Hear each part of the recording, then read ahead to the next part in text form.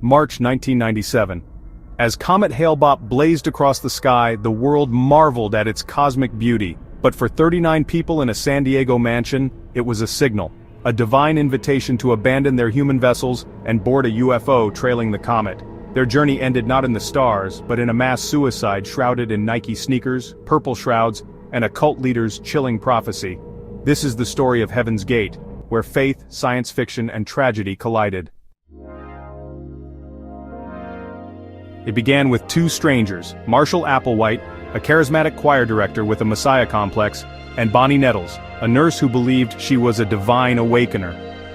Meeting in 1972, they fused Christian theology, UFO lore, and sci-fi into a new religion.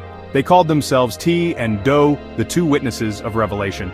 Applewhite preached that Earth was a garden to be spaded by extraterrestrials.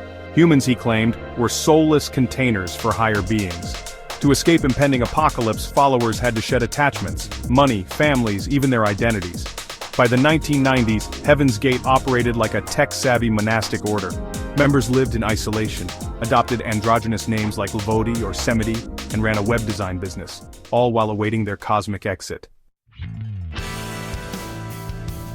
In 1995, Hale-Bopp's discovery electrified astronomers, and Applewhite. He became convinced the comet's tail hit a spacecraft, sent to rescue his flock before Earth's recycling, annihilation. Conspiracy theories fueled his delusion. Amateur astronomer Chuck Schramek falsely claimed a Saturn-like object followed the comet. Though NASA debunked it, Applewhite declared it proof. In a 1996 video, he warned, "Hale-Bopp is the marker we've waited for, the last chance to evacuate this planet." Members sold belongings, closed bank accounts, and recorded farewell videos. Their final task? Buy identical Nike Decade sneakers, a symbol of their heavenly uniform.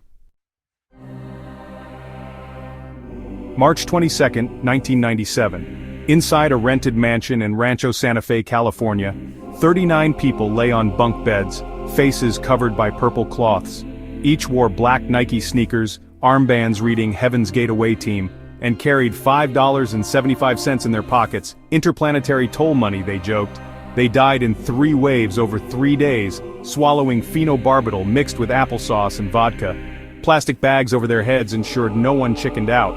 The last to die? Applewhite himself, his corpse flanked by a suitcase packed with cash and a note. "We're happily ready to shed these bodies." When police arrived, they found a scene both mundane and surreal. A pantry stocked with 72 cans of Progresso soup, a closet of matching Nikes, and a kitchen timer used to time their deaths. The Nikes became the cult's macabre icon. Why this shoe?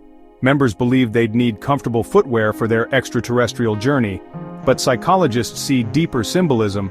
The swoosh's checkmark mirrored their belief in a final exam for salvation. Nike, unaware, became an unwilling accomplice. After the suicides, the company quietly pulled the Decades model from shelves. Today, those shoes sell for thousands on eBay, morbid relics of a collective delusion. Heaven's Gate never truly died. Their website, The Classroom, still hosts Applewhite's rambling videos. 2 members survived to keep it online, insisting the group transitioned, not perished. The cult's legacy is a warning. It revealed how easily technology, loneliness, and apocalyptic thinking fuse into disaster. Many members were educated, middle class, and tech literate.